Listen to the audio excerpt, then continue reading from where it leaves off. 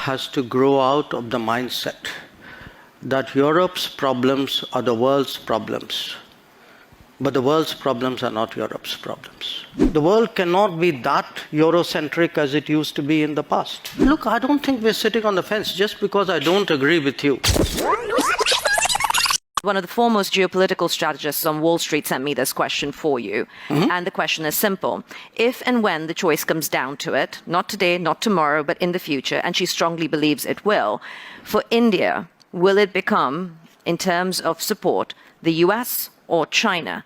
And that will be kind of a defining moment that comes out of the situation that we face with Russia right now. You know why I wanted to interrupt you in a way? I mean, I'm partly reacting to the previous observation.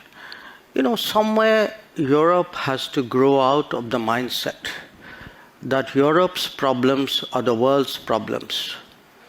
But the world's problems are not Europe's problems. That if it is you, it's yours. If it is me, it's ours. I think that's something, and I see, reflections of that. Again, in terms of, there is a linkage today which is being made. A linkage between China and India and what's happening in Ukraine.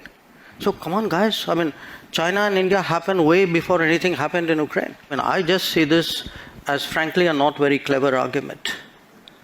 A very self-serving one. This idea that, your grand strategy must be about how you will choose. I will do what, as all of us do. I will weigh the situation, everybody, after all, how do countries eventually make decisions? Mr. Jaishankar, there will always be two axes at this point. I think it's an understood, accepted fact that you have the West, US-led, you have China as the next potential axis. Where does India fit into this? Are you planning to not pick a side? No, I'm sorry. That is exactly where I disagree with you. This is the construct you are trying to impose on me, and I don't accept it. I mean, I don't think it's necessary for me to join this axis or not, and if I'm not joining this, I must be with the other one. I don't accept that. I mean, I think I'm 1/5 of the world's population.